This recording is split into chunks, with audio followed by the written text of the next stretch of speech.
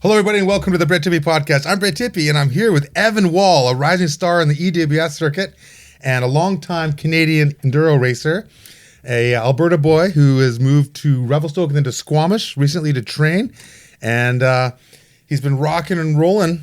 Two-time Canadian under 21 champ, and just got a top 15 in the EWS, racing all the big dogs, and he's a rising star. He won the Pink Bike Academy in 2020.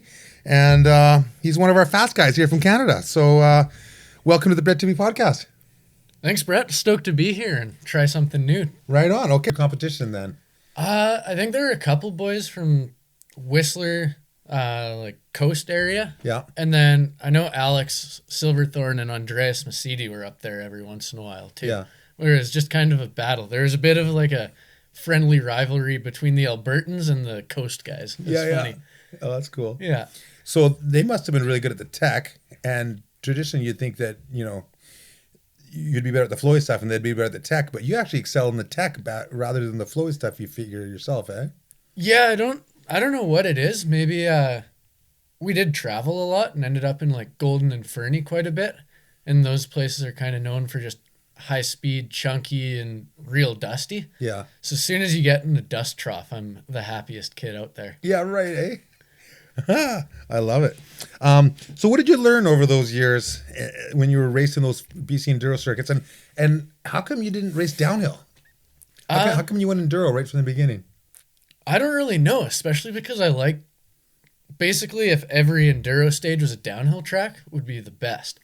But I ended up just racing enduro, I think, with my dad, because we did that together. And then I just stuck with it. It was working out and I was having fun with it. And then I would go to the Dunbar races when I could. Okay. Yeah.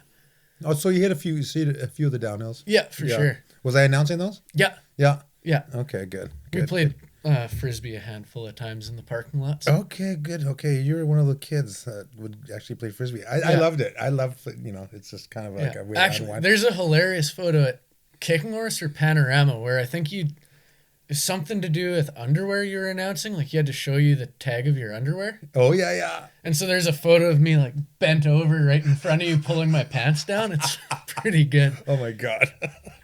Out of context, right? Yeah. What's going on here? Yeah. Oh, man. So what kind of bike were you riding back in those days, 2015, 2016?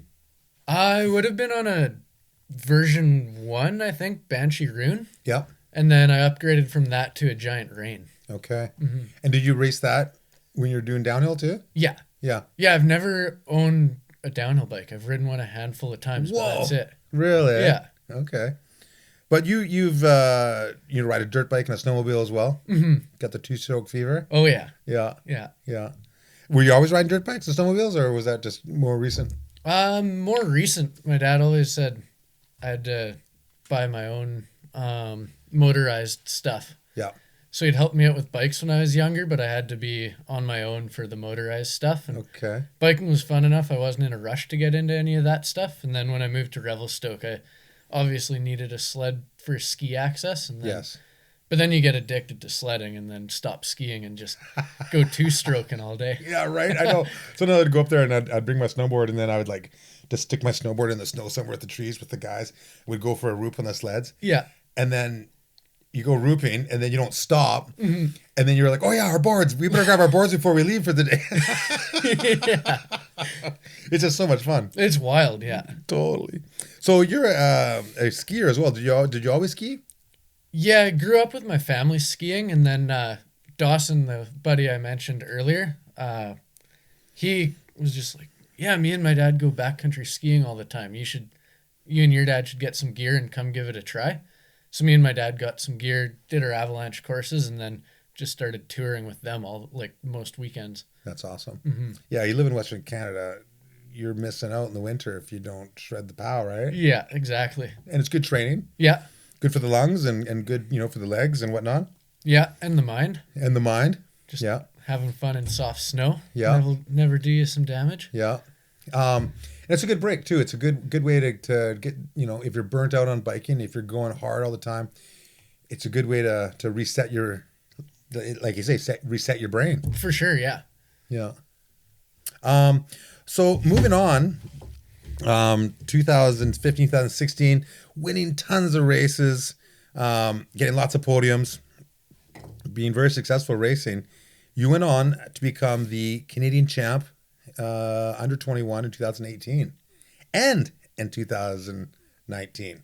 So Canadian champ, one of the fast young guys. Where was the Canadian champs in 2018? That was Panorama. Okay. I Yeah. like Panorama. Panorama's sweet. Yeah. Yeah. Yeah. I love the Hopeful Trail. Yeah. Yeah, that's wild. It's so good. They have a trail, because the bike park only goes so far up the ski hill. The ski hill, I think, is 4,000 vertical feet, and the bike park is like not even half of that. But if you go to the top of the mountain, they have a trail that winds down through the Alpine, and it's an old homesteader trail that they used for the pioneers with like horse and carriages and stuff. Yeah. And they went through and they cut it, all the saplings down, and it's just a high speed flow trail that I don't know how much, maybe 4,000 vertical feet, I guess, or more. Yeah, I don't know numbers, but it's a long one. It's awesome. It's absolutely hazardous. It's so narrow and you're going so fast on this side hill. Yeah. But it's a good time. Totally. And then they've got awesome scree slopes to carve up there too. Mm-hmm. The free riding's amazing. Oh yeah. It's kind of like that flat shale too. Mm-hmm. That's kind of like little wafers of shale that's so carvable. Yeah, like dollar size, and it's got that dark, like almost coal base underneath. Yeah, right. Across the valley is the Paradise, where I've seen Aggie and Sorgi and a bunch of people do some free ride trails. I've never been there. Across the valley to Paradise, I've only done Panorama. But have you gone over to Paradise? Yeah, we've been up there, and then a couple other areas that are a little deeper and harder to get to. But the stuff up there is endless, and I try to do at least one trip a year with the dirt bike and mountain bike. Oh, cool. Yeah. How'd you get up there on the mountain bike? Did you shuttle up or did you pedal up? We drove up and then camped up at the top and then just do hike laps. Oh, sick. So kind of like ski touring. Right. Yeah. And then it's like you can carve turns and it's actually like skiing. Yeah. Good for you. I love that. I want to check out Paradise. It seems so epic. And if it's anything like the slopes at Panorama. What was the racetrack like when you won the Canadian Championships in 2018? I remember that year was pretty dry and dusty. Which you like? Yeah, it was perfect for me. And I remember thinking I was having a bad race because I was trying to push it really hard and had a couple of good crashes. And you crashed and won? Still won? Well, this is enduro, so we've got like a bunch of racing, probably 50 minutes or so. Okay. So you can afford to... Yeah, I wouldn't recommend it, but you can sometimes get away with it. Yeah. But I finished the day and was like, it was fun, but I definitely didn't do very good. But it ended up, I guess I was pushing hard enough that you made up it that worked time. out. Yeah. Yeah. Oh, cool. And when you won the Canadian Championships in U21 in 2019, where was that? I was in Revelstoke. Oh, that was my favorite race and home race for me then. Yes, because you'd moved there already. Yeah. Yeah. So you knew the tracks a little bit? Yeah, I knew him and was comfortable on him. And yeah. Big vertical in Revelstoke, eh? Yeah. Yeah, it's one of the best parts about it is there's so much vertical and it's so accessible. You can go out and do a bunch of shuttle laps and get a couple thousand meters of descending after work. Yeah. Insane. Yeah. And you can hit the bike park there too. Mm-hmm. And then they have that news thing that you can go pedal up above the bike park and there's some trail, I forget what it's called, it's a number. Yeah, 5620. 5620. Just a big flow trail. Yeah. And it's like 5,620 feet, I guess. Yeah. A vertical. Yeah. That's why they call it 5620. Mm-hmm. Yeah, that's cool. Wow. So you're on the roll. You've won the Canadian Championships a couple times, U21. You obviously, had dreams and aspirations to go pro and race senior. This was a good building block for you, winning the Canadians, and it really kind of put you on the map pretty early. Yeah. I guess so. It's like the enduro is still growing quite a bit in Canada. Yeah. So it's hard to really carry momentum if you're not going over to Europe and like pushing yourself in the Enduro World Series. Yeah. And then, I was going to all of the North American ones when I could. So like North Star, California, and then they came to Whistler a couple times. Yeah.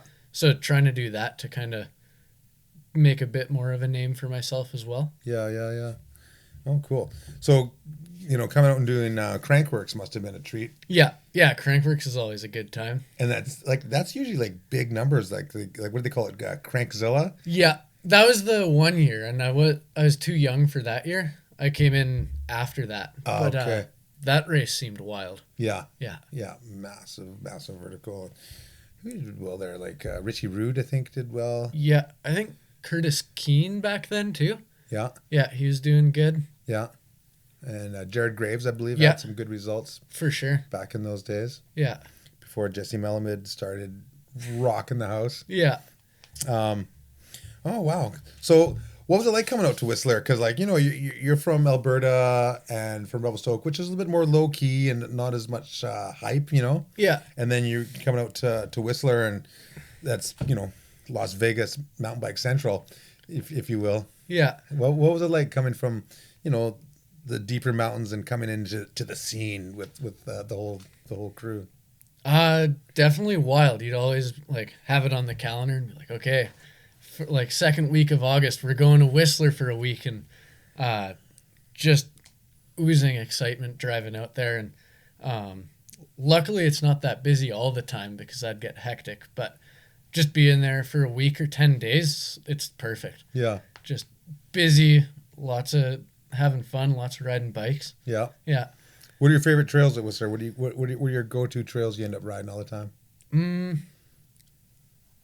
Obviously, the classic Dirt Merchant. Yeah. Once you're in the bike park, it's like, oh, these jumps are too good not to ride all the time. Yeah, yeah. I love all of the Garbo stuff, like just chunky, long. I did the Garbo race a couple of years ago, and that was a wild time. Yeah. And then How'd that go for you? good. I forget what class, because the classes were different in Garbo than like the downhill or enduro classes. Yeah. But I think I was third. Not in pro men, but like the step below. Okay. I forget if it's junior or Yeah, junior. how they had it. But Yeah. It's Yeah. a lung burner, eh? it is, yeah. Yeah. And the arms. Yeah. Oh my Yeah. God. So what is that, like 14 minutes or something? Or what kind of time did you have? I don't even remember. That was like 4 or 5 years ago. Yeah. And I don't know why I don't remember times. I know some racers who say that they put so much into having a good fast run in Garbo that it shatters them for the rest of the week. Yeah, for sure. When they had the EWS, they would race off the top of the world. Yeah. And how long were those times? Those got to be like 20 something minutes. Yeah, I think those were like 21 minutes or something. Yeah. Yeah, that was a long one. That's insane. Yeah. There's a lot of like idle time in the middle of it though. Because you get off top of the world and you're pretty beat, and then you have the big road section Yeah. that you can't quite let your guard down because it's all loose, but you can at least like loosen the hands and take some deep breaths. Yeah. And then you're right back into it all the way to the bottom. Yeah. I remember watching Sam Hill peel his fingers off his handlebars. Oh, And yeah. I was just like, Sam Hill's peeling his... I'm watching this. I'm like, Sam Hill's actually peeling his fingers off his handlebars. And he's like shaking his hands. His Yeah. mitts. And I'm just like, wow, that says something right there. Yeah. So let's go to... So we went 2018 Canadian Champ U21, 2019 Canadian Champ U21. Then in 2020, you really broke the ice in the world stage, and you won the inaugural Pink Bike Academy Yeah. first place. Mm-hmm. And where was that held? Big White. Big just White. kind of outside of Kelowna. Yep. Yeah. And tell me how that went. How obviously you're nervous. And who else was up for that year? Ben Wallace, Okay. downhill racer, was there. Yeah. And so he is kind of the, in my eyes, main competition as far as riding went. Yep. Yeah. And what other things did they do besides just riding? A bunch of things, like mechanical challenges. Like what? Like Tire changing contests or? tire changing, rebuilding a fork, building up your bike, that kind of stuff. Were those races as well, or were they checking the quality of your work too? A bit of both. Okay. Yeah. Yeah. It was like more quality, but also taking into consideration, like, why did it take you 3 hours to do this? Did it take you 3 hours to rebuild a fork? No. No. And did they have like media training and stuff like that too, or like video contests or anything like that, or? Yeah, we did a couple photo and video stuff with the GoPros and like phone cameras and stuff. Okay. Yeah, so that was interesting. Yeah. It was funny when I heard about it. I guess maybe because I'm not super into reality TV, I didn't actually picture it being like a proper reality TV show. Yeah. I saw it and was like, oh, sick. We're going to be on like Drop-In. Do you remember Drop-In? Oh, yeah. I was like, sick. This is like bringing back Drop-In. This is going to be awesome. And then, well, it still was awesome, but I was like, whoa, this is an actual reality TV show. I wasn't expecting that. Yeah. There's a lot of filming. Like it takes a lot of time to do something like that. Oh, yeah, for sure. You know, like you do a TV show and, you know, when you go riding, you eat, you get up, you ride down, you eat again, and there you go, right? Yeah. They film, you know, pre, during, after, and you have to have a word to say about everything. Yeah. And a lot of it doesn't actually make it into the video. So you're doing all this stuff. It takes a long time, actually. Oh, yeah, there's a lot that goes into it. To make a good production. Mm-hmm. Yeah. Oh, wow. So how many days was it? And how did you think you were doing, like, as you're going through it? Last year when I was there, it was like 2 weeks. Okay. And then I felt like I was doing pretty well through the whole thing. I was confident in what I was doing, and then I always felt like I was a good fit for it too. Yeah. Because I'd been racing enduro for basically as long as I've been racing bikes, and that's kind of the direction I was headed. So yeah, I felt pretty good about it. Did you make any mistakes that you were regretting along the way? I whacked my derailleur off in the race. So, like the final race, I'd just kind of scandied into a corner and whacked a rock or a stump or something, and then ripped my derailleur off. So that put me off to a bad start. How far into the run? First stage, probably 3/4 of the way down. So. Oh no. Yeah, it ended up the derailleur peeled off and then wrapped up in the chain. So it was held away from my wheel, which was sweet. Thank goodness. I kind of looked down and was, well, it's out of the spokes, so I guess I'll keep rolling, but just real easy. Yeah. Yeah. So you finished that stage and were you allowed to fix it, or did you have to turn it into single speed for the next stages? No, we were allowed to fix it, so they had a spare derailleur and stuff. So. Okay, cool. Yeah. Oh my God, the stress for the rest of that run must have been insane. Yeah. Do I run? Do I ride? Do I risk making it worse? Yeah, right. Just coasting and pumping. Mm-hmm. Oh, wow. Crazy. And so what else do you remember as being notable in the Pink Bike Academy? Like, what was it like, you know, competing against the other people? And then, you know, all your reactions are recorded. So if you get upset, you're being recorded, and, you know, whatever you do is being recorded. What was it like? It was interesting. I've never been around that much camera or like media attention before. Yeah. I think luckily I'm a pretty low key kind of person, so I don't think they really caught any moments that I'd look back on and be like, "Oh man, Evan, what were you doing?" No temper tantrums. No temper tantrums. Luckily, not on camera at least. Yeah, right.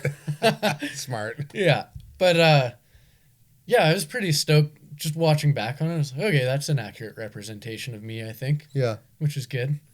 So once it was done, like, how did you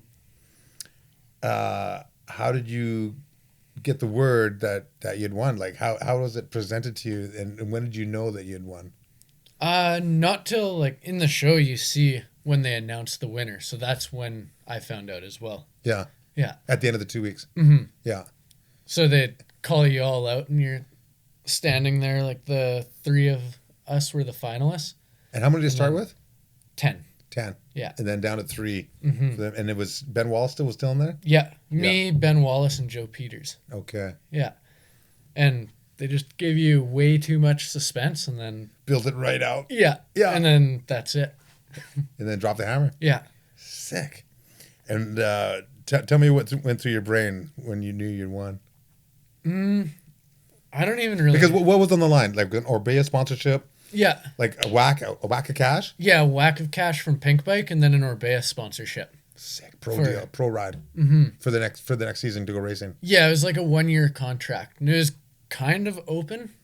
Like, not necessarily you're going to come race all the EWSs. And then so it wasn't until I went home and had a meeting with them and was like, okay, this is what I want to do. And they're like, yeah, we see you as a good person to come race with us. Yep. But it was like a contract that was open for, you know, if like ambassador sort of stuff, if they ended up with more of a media athlete. Yeah. But they saw your speed and the results you had, and they went, okay, Yeah. you're racing, dude. Yeah. Sick. So who was the first person you called when you found out you'd won? I think my parents. Yeah. On the drive home. Yeah. Yeah. Nice. Yeah. Yeah. That's cool. Wow. And did they give second and third, or just the winner? That year is just the winner. Yeah. And then this year they had a second place. Okay. Yeah. Yeah.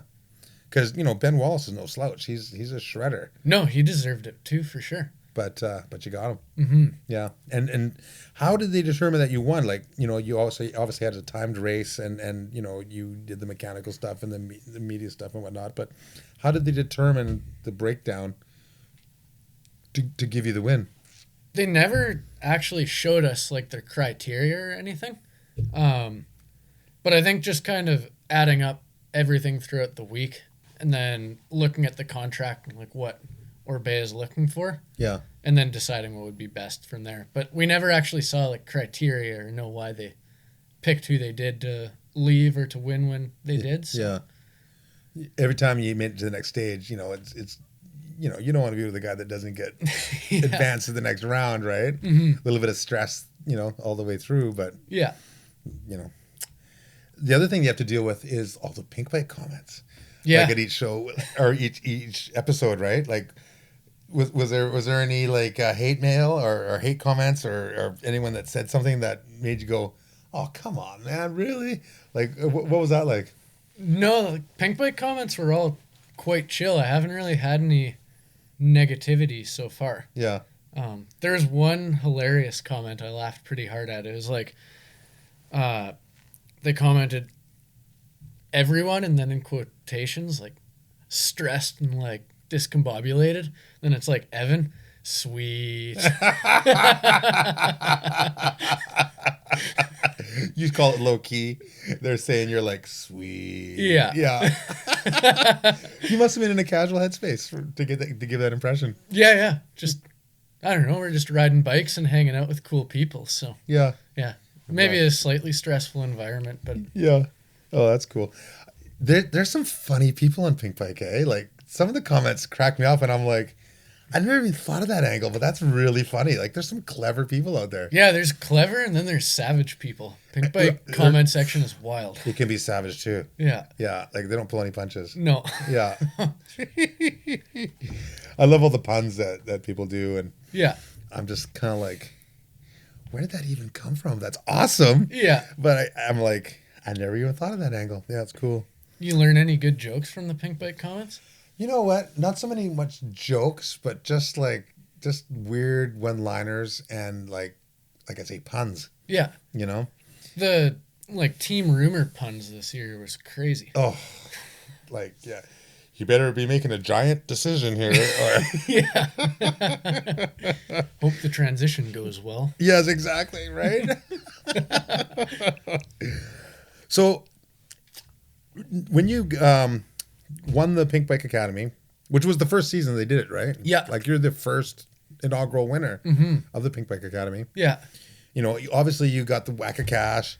You got, the pro sponsorship for the next year's race season.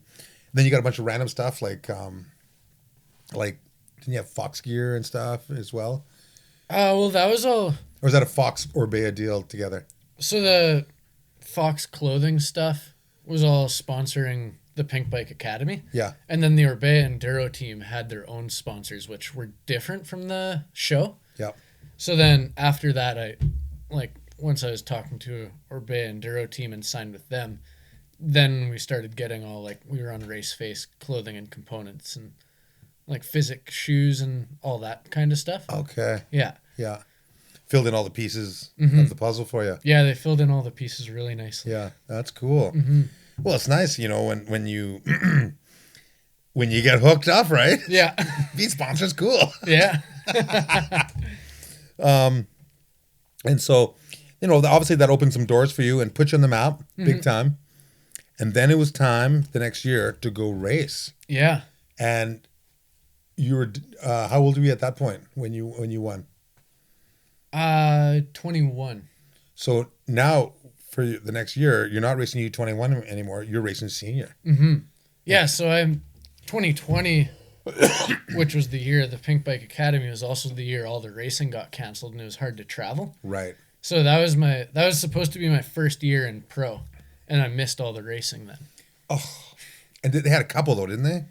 There were a couple EWSs, no Canadian races. Yeah. And then, yeah, I just wasn't in the place to go travel all around Europe then. So right. And was that the year that Jesse Melamed went and rocked the house on the two big races? So yeah, it is. He was like the unofficial world champ, EWS champion that year. Yeah. But there's only two races.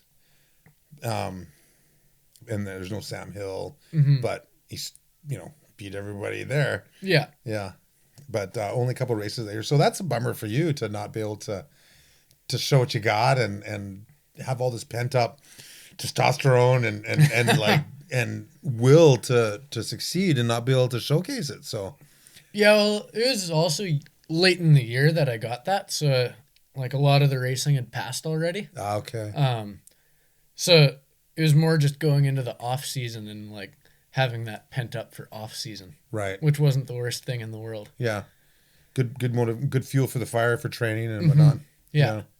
And what do you do for training when it's winter? Like, obviously you're snowboarding, or skiing, sorry, you're snowmobiling, you're enjoying a Canadian winter, but you're doing intervals on the bike and weight training or what all does your training incorporate in the winter? Oh yeah, that's when I decided to move to Squamish just because of, warmer winters, potential to bike all year round stuff. Yeah. As opposed to, it's a short riding season in Revelstoke. Yeah. There's so much snow in Revelstoke. They get more snow than almost anybody. It's wild, yeah. Yeah. And then, moved out to Revelstoke and then started training full time and moved out to Squamish. Yeah, sorry. Yeah, from to Revelstoke. Squamish from Revelstoke. Yeah. And then, lots of time in the gym, lots of intervals on the trainer or bike. Yeah. Are you using a heart rate monitor? Are you getting all scientific, or are you just pushing it until you see spots? Yeah, all strapped up with the heart rate monitor and then power meter as well on the road bike. Yeah. And so you get to look at the stats and see how I'm improving and all that sort of stuff. Yeah. But yeah, lots of gym, lots of on the bike training, like both fitness and skills. Yeah. Well, because you can ride pretty much 12 months a year in Squamish. Like there's a little bit of time where they might snow to the valley, but pretty much it's good to go, at least low down anyways. Yeah. You can always find some dirt. Yeah. Usually. Last year I moved November 1st. November 2nd, like woke up, looked outside, it was sunny, went for a ride in my shorts and t-shirt and rode right like top of the trails. Nice. And then we were shuttling to the top of everything in Squamish all the way through like January. And then we got a tiny bit of snow and then right back to it. Yeah. And then this year we got a wild storm and then it like got cold, then warmed up and freezing rain on top of it. And so now it's sticking quite a bit. Yeah. Now a bunch of the trails are starting to open up, which is nice again. Good. Are you running spikes or what tire brand do you use? Maxxis. So you're using shorties for the winter? Only when it's real muddy.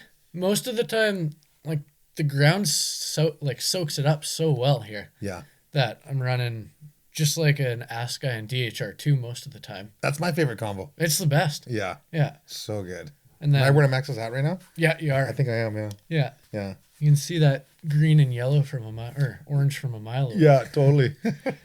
But yeah, so you're using an Ask Guy in the front and a DHR2 in the back. Yeah. Are you using double D? Or are you going downhill casing? For winter I go double down in the front and then downhill in the rear. That's what I do. Yeah. Yeah. And then once it dries out and the tracks are running faster, I usually go downhill front and rear. Yeah. Just so you can smash stuff. Mm-hmm. Yeah. Oh, yeah. Cool. Wow. Are you using max grip front and back or max grip just in the front? Front and back. Front and back, yeah. Yeah. Might as well, right? Mm-hmm. Sponsor. We like grip. Yeah, totally. Grip is good. Yeah. What's the difference between pink and purple? What's that? What's the difference between pink and purple? I don't know. Grip. Speaking of grip, it's one of my old school famous ones. Yeah. Hey, it's time in that show for the ride rap crash of your life. All right. What was the crash of your life? Brought to you by Ride Rap. I think I've been fairly lucky, knock on wood, but I haven't had too many real bad crashes. Knock on wood. There we go. Yep. Probably one of my worst ones would be Panorama 2018 in the downhill national champs there. So I finished my race run, and then ended up winning open men then, and then went up and heckled all the pro guys. Nice. And as you do. Yeah. And so we were just getting wild on the side of the track. I'd taken my jersey off and tied it around my head, and then we're riding down with no shirt on, and just on this blue trail, tucked the front and landed on a stump, and it went right through my stomach.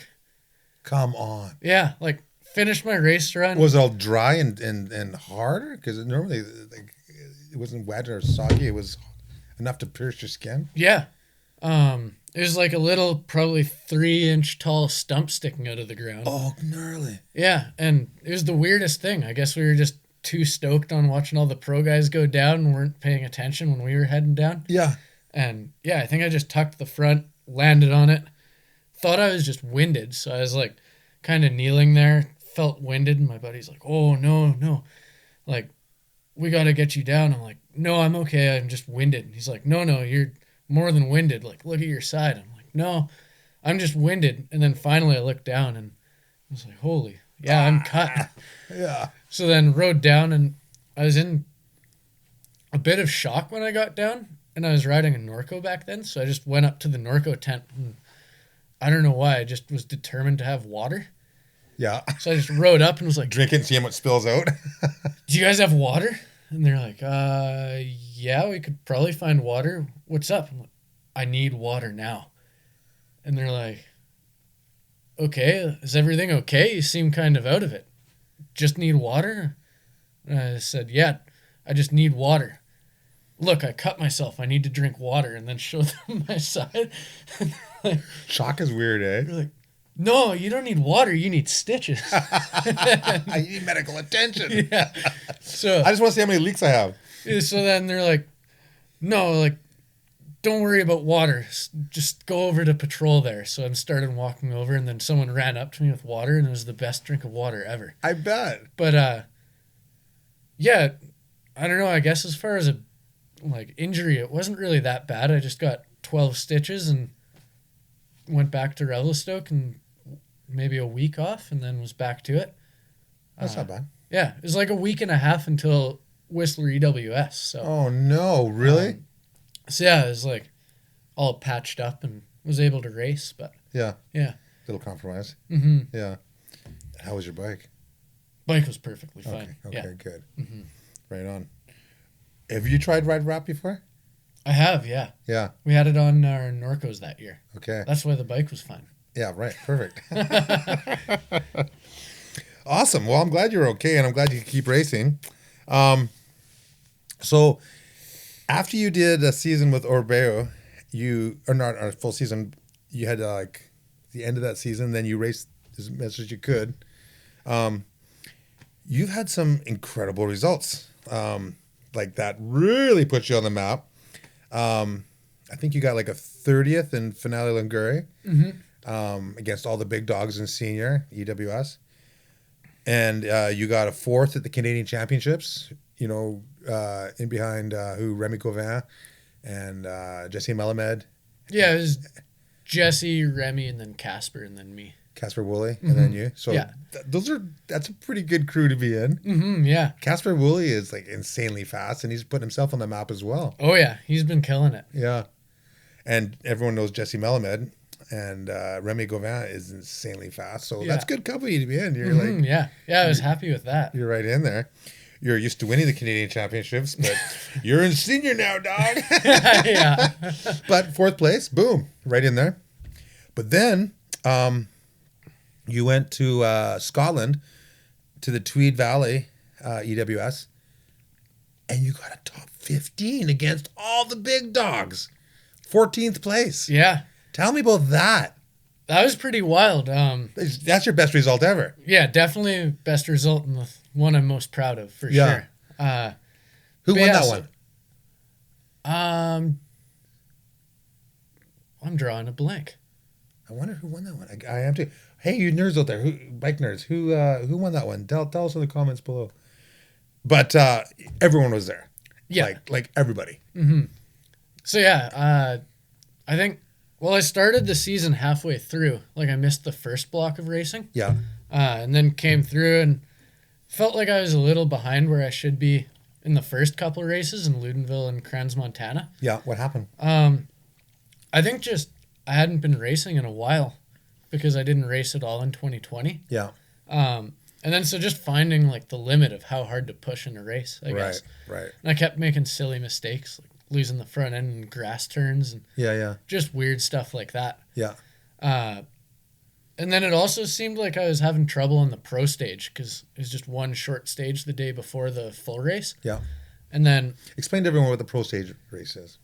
so the pro stage is just like a prologue, I guess. Yeah. So they have one downhill style stage. Usually it's a bit shorter. Yeah. And it happens on Saturday Before the big Sunday all race. the regular stages. Yeah, which is sweet because it's like kind of downhill racy, and then also gives, I don't know, a bit more racing and Yeah. probably good for media stuff And as kind of well. a teaser for how the whole event's going to go. Yeah, for sure. So And you're having a problem in the pro stages, but at Tweed Valley, didn't you get 6th in the pro stage?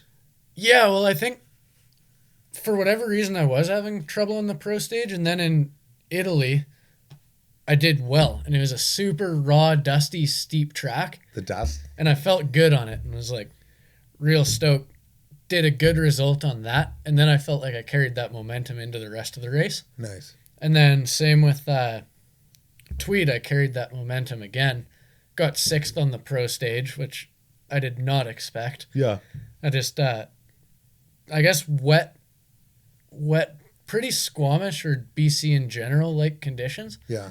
And yeah, I felt at home in that. And yeah, 6th at the end of the pro stage. Wow, that's crazy. That's so cool. And then they send out the start list that night, and I'm scrolling through and I can't find myself because I was kind of seated up around 60, 70. I'm like, where am I? And then keep scrolling down and I'm in the top 30 because top 30 men start at a different time. Yeah. I was like, holy shit. This is That's real. crazy. Yeah. Like, why would they seed me with those guys?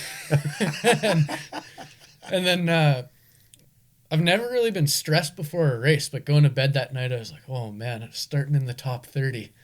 This is scary. Yeah. This is happening. Yeah. But then you're there and you get arguably better track conditions, I think. Depending, obviously, weather can change things as we've seen in some races. Depends on the timing. Yeah. But I think generally it seems like you get pretty good track conditions because ruts form and stuff like that. Yeah. You can use them to hold you into the turns and stuff. Yeah. And then also just being around the top guys kind of gives you this feeling like, okay, I got to do this. Yeah. So, yeah, I saddled up that morning and it worked out. Sick. Yeah. And did you just keep everything the same? Like, do you have a set pattern of are you superstitious? Do you have a lucky pair of socks, or do you do a certain thing on race days or anything like that? Like a part of your regiment? No real superstitions. A bit of standard warm up stuff, get moving before the race, and then a little bit of just thinking about where on the track you need to be on top of it. Yeah. Yeah. What before you start dropping into these stages and pinning it, what do you get your heart rate up to, in your warm up and stuff? Do you take it all scientific, or you just go by feel, or what? Don't so much get my heart rate to anything, but do maybe 1 or 2 hard sprints just to wake up, and then kind of move around a bit. Yeah. Yeah. Okay. And any stretching? Not so much stretching during the race, no. Yeah, before the race? In the morning, yeah. Yeah, in the morning. Mm-hmm. Okay, wow. And so did you realize as you're going through that day, you know, that you were in the top 15, like you're starting in the top 30, then all of a sudden you're in the top 15 against all the baddest dudes in the world in enduro. Did you realize stage by stage where you're at? No, I try to not look at the results, but I was at the feed station after the 4th stage, I think. Yeah. And someone came up to me and they're like, "Oh, so sick to see you in the top 10. And I was thinking in my head, like, "Oh, thank you," thinking about yesterday's pro stage. Yeah, okay. But I didn't know until the 5th stage I was in the top 10. And then I had a little crash on the 5th stage. Okay. Like, not a bad crash, but just lost the front over like a crest with a right-hander. Yeah. And then, so that stage put me back a bit.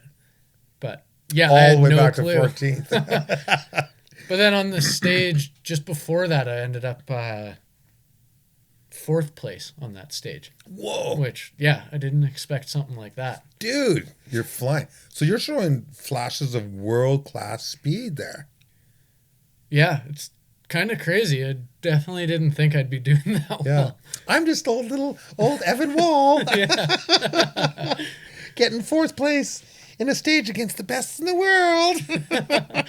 No, that's cool. That's so cool. I love it.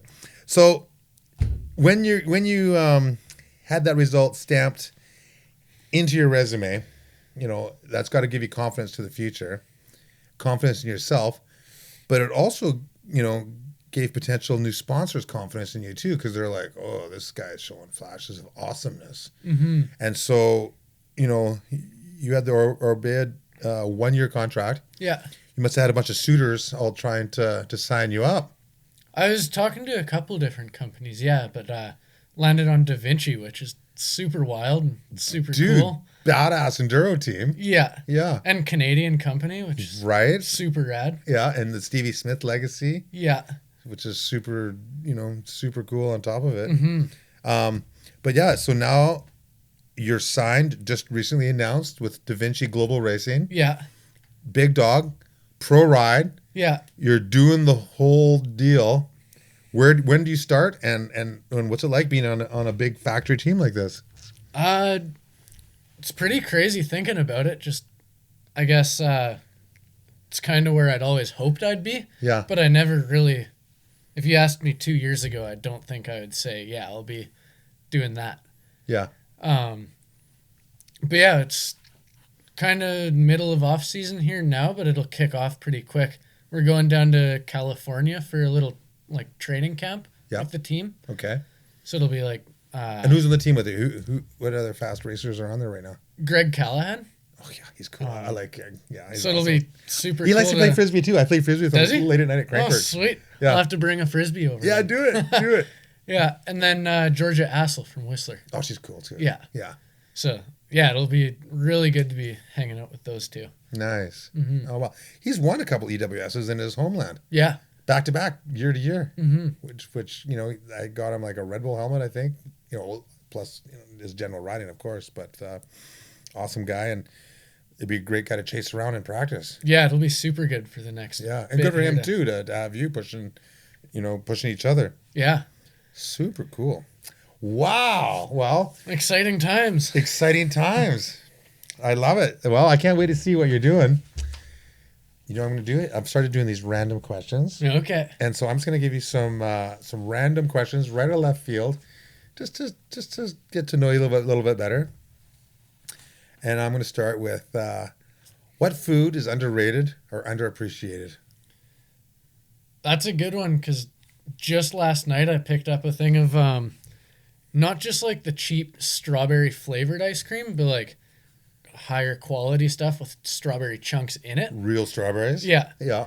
And I sat down on the couch, cracked it open, and said to my girlfriend, like, fruity ice cream is highly underrated. Really? Yeah. Last night? Yeah, last night. No way. That's too funny. Yeah. It's ice cream, but it's got real fruit in it. Yeah. This is good for me. That's awesome. And is strawberry ice cream your favorite ice cream? Or is it just because it was real fruit? No, just real fruit in general. Raspberry is definitely my favorite, but that's not as easy to come by.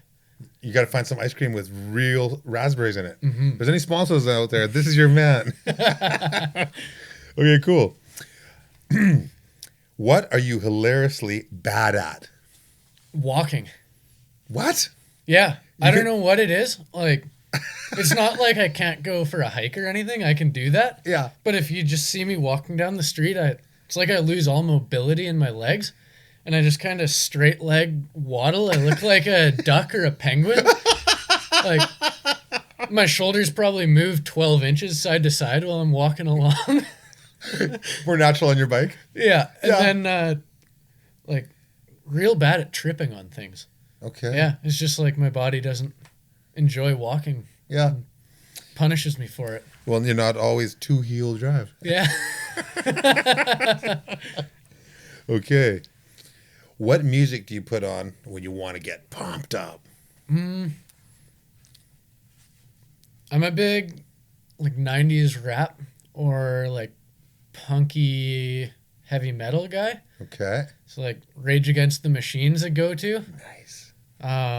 Limp Bizkit if I'm feeling really angsty. Okay. And then on the rap side of things, like MOP or Sean Price, Mobb Deep, that kind of stuff. Yeah. Yeah. Just gets me pumped. Do you listen to music when you ride or just when you're on the way there in the truck or whatnot? Because I myself, I can't listen to music when I ride. I need to hear my tires. No, or if I'm snowboarding, I need to hear my edges. I wouldn't be able to ride down with music for sure. Yeah. But if I'm out doing intervals or something, I will to mask the pain. Right. Okay. Yeah. Interesting. Okay. Next question. What have we got here? What's your best "my coworkers are crazy" story?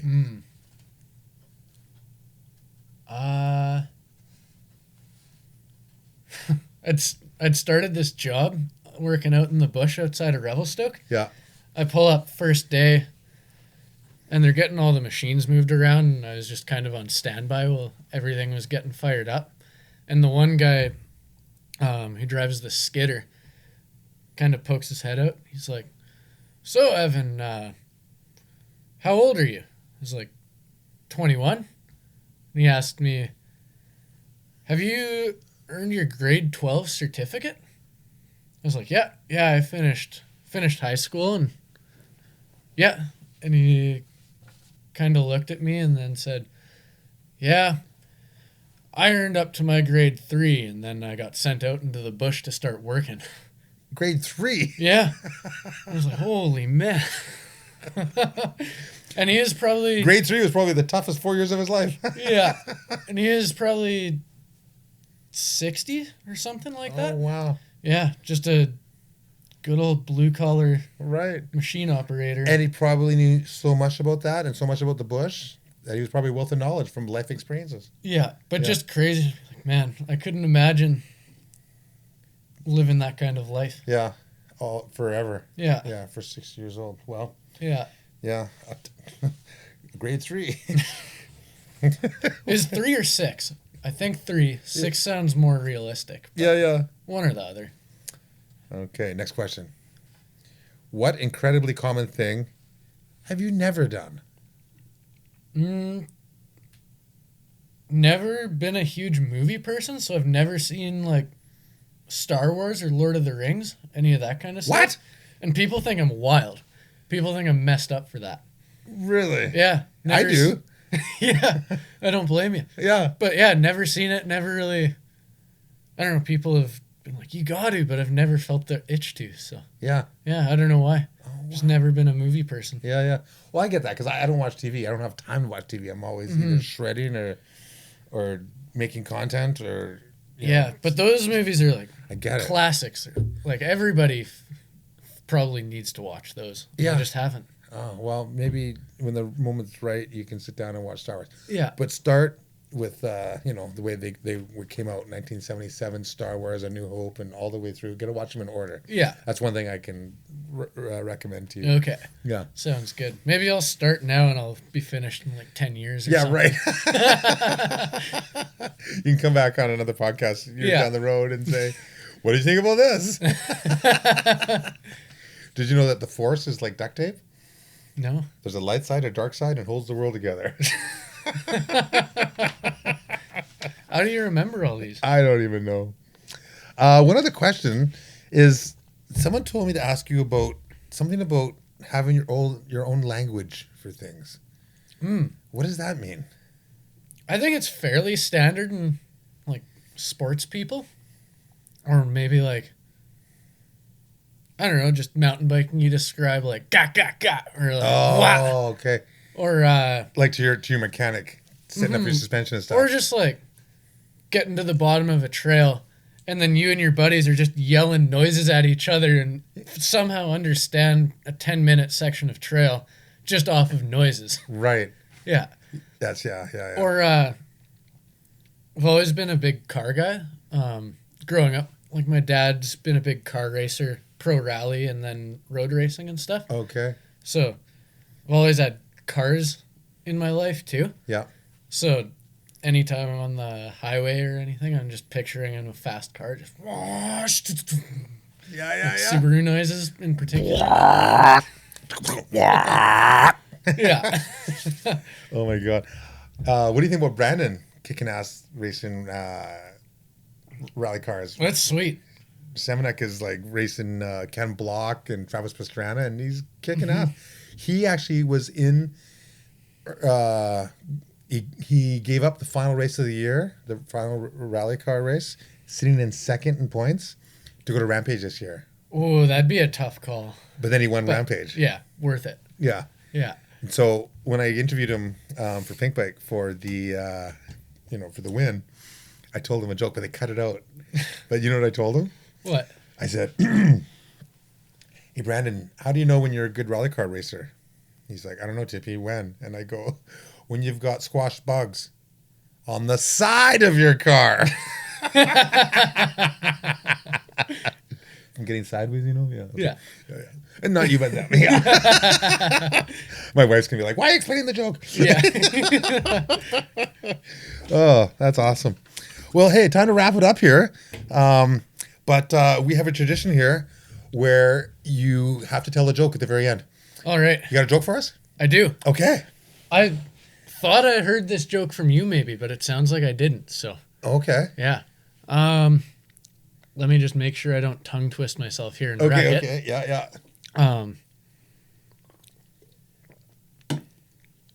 Why do you think my spirit animal is the prairie dog? Why is your spirit animal the prairie dog? I don't know why. Because I just go for it.